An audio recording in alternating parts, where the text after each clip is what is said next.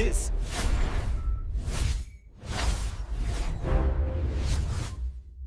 પાદરા નગર નાગરિક સહકારી બેંકની વ્યવસ્થાપક મંડળની ચૂંટણી યોજાનાર છે, જેમાં આગામી 12 એપ્રિલના રોજ પાદરાની જૈન સ્કૂલ ખાતે ચૂંટણી યોજાશે, જે માટે ચૂંટણી પ્રક્રિયા હાથ ધરવામાં આવી છે.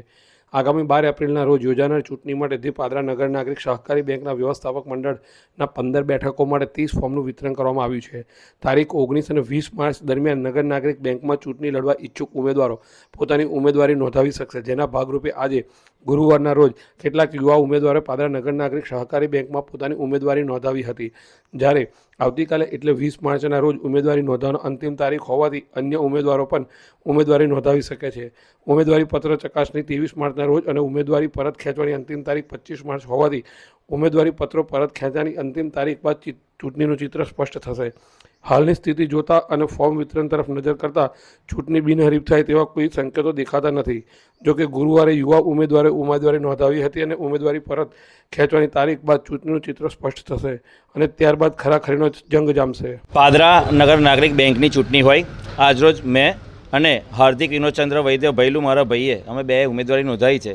સાથે સાથે નિલેશભાઈ એમના ધર્મપત્ની નિમિષાબેને અને પરિમલભાઈ પટેલે અમે 4 જણાએ આજે ઉમેદવારી નોંધાવી છે અને અપક્ષ તરફી ઉમેદવારી આજે અમે નોંધાવી છે. વિકાસ નામકો જે બેંકોએ ખોટા કેસો કરેલા હોય એની અમને બહુ જાણ થઈ હતી અને ગત ચૂંટણીમાં પણ અમે ઝંપલાવ્યું હતું, જેમાં સંજયભાઈ પટેલ વિજેતા થયા હતા અમારા ઉમેદવાર.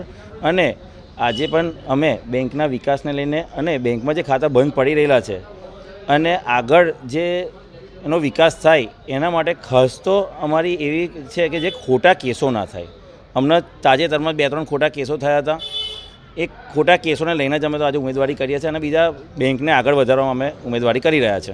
હવે પાદરા નગર નાગરિક સહકારી બેંક તેઓની ચૂંટણી પ્રસંગમાં 14/3/2025થી ન્યૂઝપેપરમાં પ્રસિદ્ધિ આપ્યા પછી 13 તારીખ પછીની જે પ્રક્રિયા થઈ છે એમાં કુલ 30 ફોર્મ વિતરણ કરવામાં આવેલા છે 2 દિવસના ટાઈમગાળામાં. અને હવે પછી ફોર્મ પરત લેવાની પ્રક્રિયા આજરોજ ચાલુ થઈ છે. એ પ્રક્રિયાની અંદર 5 ફોર્મ ભરાઈને પાછા આવેલા છે, ડિપોઝિટ ભરવામાં આવેલી છે. કઈ તારીખે ચૂંટણી યોજાશે? કેટલી બેઠકો માટે કેટલા ઉમેદવારો છે? ચૂંટણી 15 બેઠકો માટેની છે.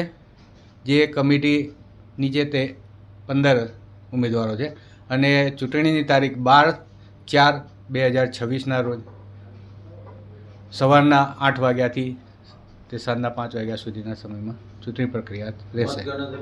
મતગણતરી 13 તારીખના દિવસે.